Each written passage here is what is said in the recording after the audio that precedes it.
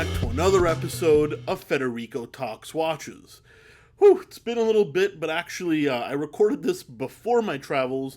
I'm going to the watch show in New York, then I'm going to the left coast, and then I'll be back. But by the time you're watching this, I probably sent back a bunch of watches from the watch show. So you may want to check out delraywatch.com, link in the description below, for some really cool new stock. But anyway, guys, today is a Q&A video. That's where you guys go to Federico Talks Watches on Instagram, you see the Q&A picture, and you leave a question. And I try and answer as many as possible. This is done about once a month. If you want to participate, the only way you can is to follow Federico Talks Watches on Instagram. Now, let's get right into the questions. The first one is from the London Watch. That's London Jewelers, New York. Great authorized dealer. They ask thoughts on the code 1159. That's the AP 1159. Oh, guys, I really don't like it. I think it is hideous. I mean, I'm not saying it's a bad watch. In-house movement, they made a perpetual calendar version of it. I think the design is very, very ugly. I don't think they anticipated the backlash that this got on social media when it was announced. It was so bad that it may have actually been good for them traffic-wise. I know they're in limited batches. This may be one of those things where in 30 years, it's so underappreciated today that it might actually be like a huge collector's piece. But on a personal note, I think it's hideous. But that's just me. Chris AMZ. Hey Fed, I'm a huge fan. Oh, thank you, man. So, on an unrelated topic, what is your favorite men's cologne? Well, as a kid, I only wore Dior Fahrenheit. I still love it, even though it's got a kind of mid-90s smell. But nowadays, I only wear one brand. It's called Diptyque. They make a ton of colognes. My two favorites are L'Ombre dans l'Œil and Philosykos, which is kind of like a fig smell. They're a little on the pricier side, even though they're much more expensive colognes.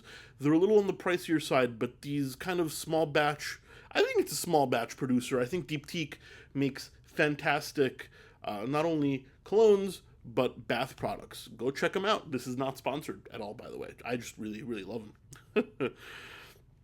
Gary.Wilson.96387.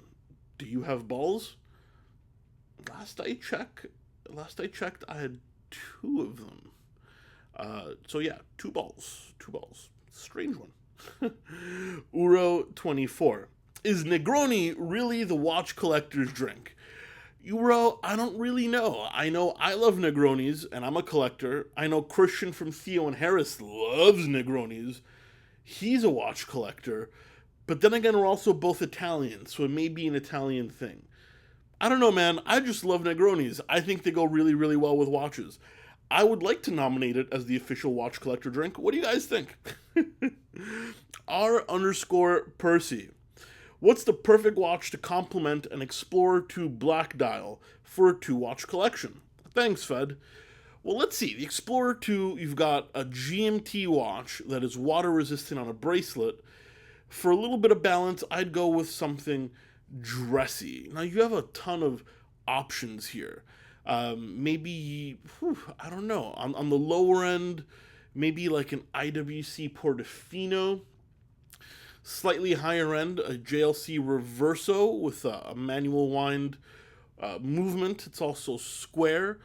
Or if you could go precious metal, maybe a Breguet Classique. But point is, I definitely go with a strap, dressier watch to complement an Explorer 2. I think they balance each other very nicely, and you have a watch for every occasion. HVAC Guy, 87. What's your thoughts on the Oris pointer date? Looking at the bluish gray dial on a bracelet for future purchase. Well, HVAC Guy, I love Oris as a brand. The pointer date, standard, I believe, Selena movement. I think it's an extremely handsome watch. Horologically speaking, it's well made. It's decent. Certainly nothing special. However, design-wise, I think they hit it out of the park. That nouveau retro kind of pilot's look, I really, really like it. It's not too expensive, and I've thought of picking one up many, many times. I just don't want to spend the money. I don't know how often I'll end up wearing it, but honestly, I think it's a great, great watch. I really, really like it. Mulk the Hulk. By the way, wristwatch check. Wearing the Hulk. Completely forgot about that. But Mulk the Hulk 12 says, do you wear pants in your videos? Guess you guys will never know. Crone 89. Thoughts on the Montblanc World Timer. Guys, I'm pretty sure you've heard me talk about the Montblanc World Timer, also known as the Orbis Terrarum, many times on this channel. Personally, I love it. Yes, the movement is a Sellita base, but it's got a proprietary World Timer module that is used with a push button. I just think not only is it a very useful complication, but it's also extremely handsomely made. Usually a complication reserved only for the upper echelons of horology, Vacheron Constantin, Patek Philippe, many, Girard Perregaux, also great World Timer. But this one, for the price, well under $5,000, that handsome look, it actually looks quite like the Vacheron, which is also owned by Richemont, as is Montblanc. I think it's a very well-made piece. I love to travel. I think it's spectacular for the money. I know not a lot of people love the brand, but I think Montblanc are doing some great, great things. Luis says, is there such a thing as an automatic chronograph under $1,000? Luis, that is tough. Manual wind, there absolutely is. Automatic, I'm not sure. The only thing that comes to mind, and I think it's under $1,000, are the Tissot and Hamilton models made with the stripped down version of the Valjoux 7750. I'm not sure what the models are called or what the movements are even called, but I'm sure if you go to the Hamilton or Tissot websites, you should be able to find automatic chronos under $1,000. Swatch Group owns ETA. They make a lot of variations of the movements, and I think these slightly less expensive cost-cut versions are housed in the Tissot and Hamilton lines. So yes, I do think it is possible. MF Marquetta. Hey Fed, what was the watch that got you into watches? What was your first Grail watch?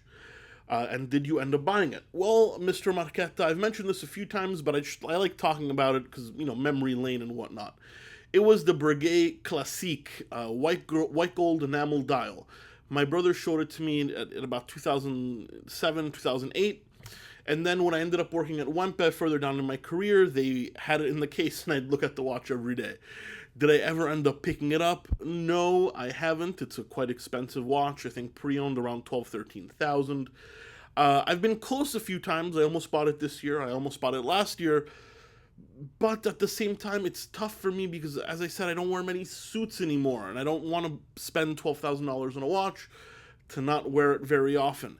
I will absolutely end up owning it at some point in my life. That goes without saying. I think the enamel dial, the Grand Feu enamel dial, is beautiful. It's got, I believe, a Frédéric Piguet movement, Breguet hand-painted numerals, even that blue alligator strap.